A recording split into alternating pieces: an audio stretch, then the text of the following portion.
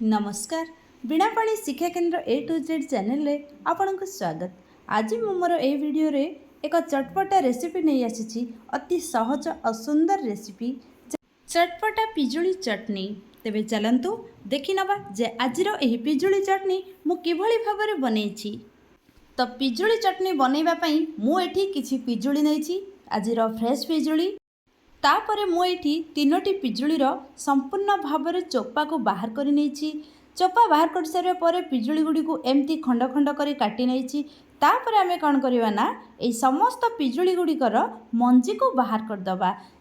तापर मु एठी नहीं गोटे ब्लेंडिंग जार या पकईकी आम या ग्राइंड करवा। तो ग्राइंड करिया कौन कौन मिसेकी करवा, गोटे कंचा लंका, अल्प टिके अदा, ता सहित नवा अल्प धला लुण, अल्प कला लुण, किछि जीरा पाउडर, ता सहित नवा चाट मसला एवं किछि ब्लैक सॉल्ट पकई दबा। आ धनिया पत्र भी आपण माने पकई पारिबे, सेटा गोटे ऑप्शनल अछि।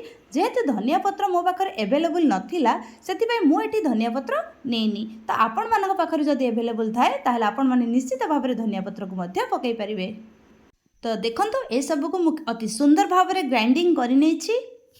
एबे फटाफट रेडी हो जाइछि मोर चटपटा रेसिपी चटपटा पिजुली चटनी।